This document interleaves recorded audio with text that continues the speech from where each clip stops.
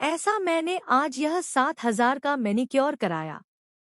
तो खेलूंगी तो खराब हो जाएगा ना, तो सॉरी, आई कांट गाइस। उसने अपने हाथ हवा में लहराए, जैसे सच में उसे अपने महंगे मैनिक्योर की बहुत चिंता हो। सब लोग उसे देखकर हंस पड़े। माहौल में थोड़ी शरारत घुल गई। तभी किसी ने हंसते हुए कहा, अरे टीम बन जाती चलो। तान्या, आराम से बात करना। बाबू, हम लोग सब यहाँ कैरम खेल रहे हैं, आप भी आ जाओ। सबकी नजरें तान्या पर थी। कोई उसे मनाने की कोशिश कर रहा था, तो कोई चिढ़ा भी रहा था। कैरम की गोटी स्ट्राइकर से टकराई और हल्की सी आवाज के साथ एक गोटी पॉकेट में चली गई। कमरे में तालियों और शोर की आवाज गूंज उठी। तभी सीढ़ियों से उतरते हुए किसी की आहट आई और आवाज आई, मैं चेंज करके आता हूँ। सबने एक पल को उस तरफ देखा। माहौल में सामान्य सी हलचल थी, लेकिन घर के अंदर कहीं ना कहीं एक हल्की सी बेचैनी भी थी, जो अभी सामने आनी बाकी थी। उधर किचन के पास खड़ी दादी की नजर दरवाजे पर टिकी हुई थी। उनके चेहरे पर चिंता साफ झलक रही थी। उन्होंने धीरे से पूछा, कृष बेटा, अरमान कहाँ है?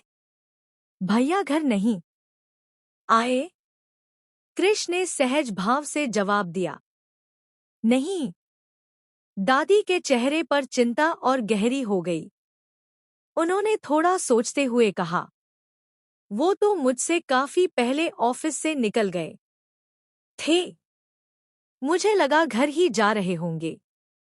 अब सबका ध्यान कैरम से हटकर इस बात पर आ गया। हंसी मजाक का माहौल धीरे धीरे शांत होने लगा। दादी ने फिर हल्की सी आवाज में कहा, अच्छा, पता सनी अरमान कहाँ चला गया होगा? सनी, जो अब तक आराम से सोफे पर बैठा था, तुरंत मजाकिया अंदाज में बोला, गर्लफ्रेंड से मिलने गया होगा। उसकी बात सुनकर कुछ लोग मुस्कुराए, लेकिन मनीषा का चेहरा तुरंत सख्त हो गया। उसने थोड़ी नाराजगी के साथ कहा, मनीषा, बोलने से पहले कभी तो सोच लिया करो। सनी ने कंधे उचकाते हुए हंसकर जवाब दिया, ओफो जेठानी से आप ही सोचो।